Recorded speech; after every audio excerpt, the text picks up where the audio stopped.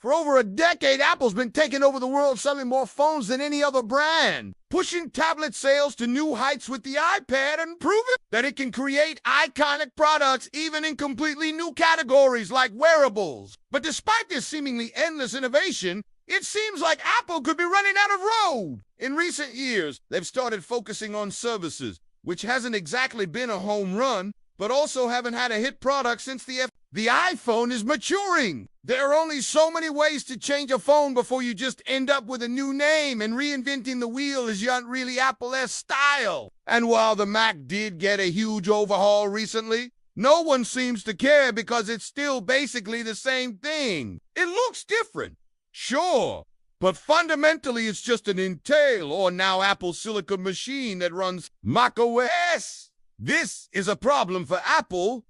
They've built their whole brand on constant innovation. They can't simply rely on the coattails of the iPhone forever. So where do they go from here? What new category can they dominate like they have with smartphones and tablets? Some say virtual reality. After all, Apple has been rumored to be working on a VR headset for years. Others say augmented reality, given that Apple's been busy rolling out AR kits to developers and integrating AR features into iPad. Then there is the somewhat controversial notion that Apple's next big thing will be a car, or more specifically, an autonomous car. These wild theories have circulated for years, but have picked up steam after Apple announced their Project Titan team was being But if Apple does want to take over a new market, they shouldn't make a car, at least not right away. Instead, Apple should focus on trucks. More specifically,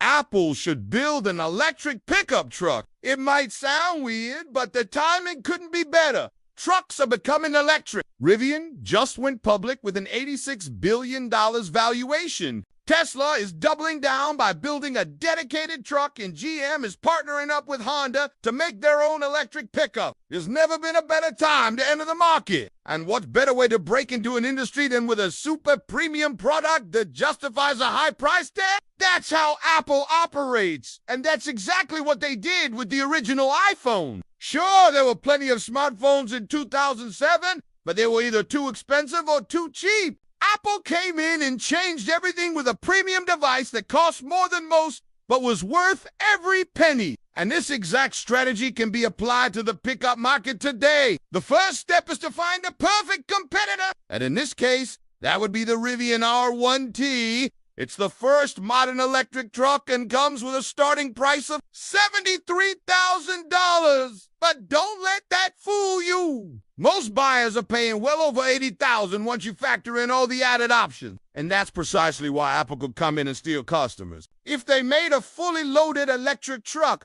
with all the latest technology, people wouldn't bat an eye at a $100,000 price point. In fact, some truck buyers already spend that much on luxury SUVs. So a $100K electric pickup isn't crazy. And if Apple pulled it off with the same level of quality and design as their cars, they could easily sell 1 million units per year. For perspective, that's about 10 times the total volume of the Mac. So if Apple wants to diversify their product portfolio and become a true powerhouse, they need to enter the EV truck market as soon as possible. And while a lot of companies might look at the high price point and think it's risky, Apple doesn't need to play it safe. They have more cash on hand than anyone else on earth.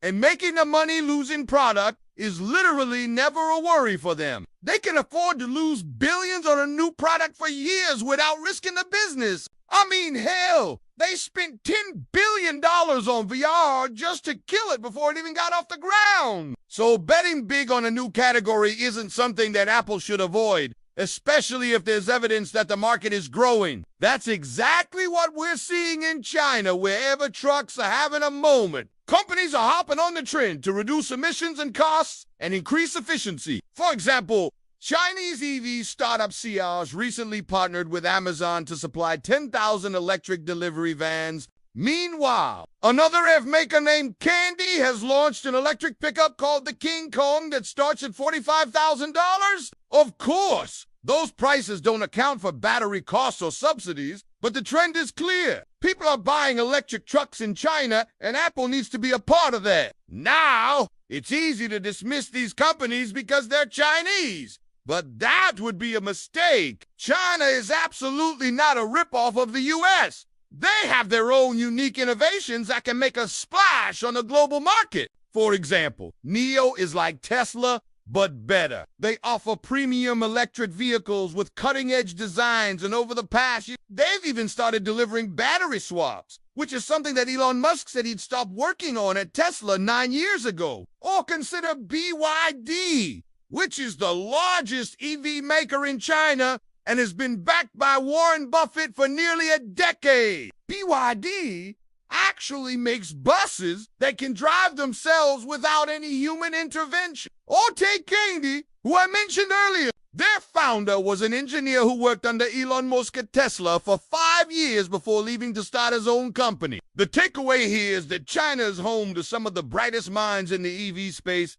and Apple should take advantage of that by working with companies like Candy to bring their existing technology to the US, or even better use this opportunity to open up an R&D facility in China. They could hire some of the best local talent and develop an electric truck from scratch that takes the global market by storm. We've seen Apple do this before with their iPhone. At first, they were just copying what Nokia was already doing, giving them a fresh coat of paint and adding a couple extra features. But eventually, they started creating their own components like the A-series chips and developing their own software features.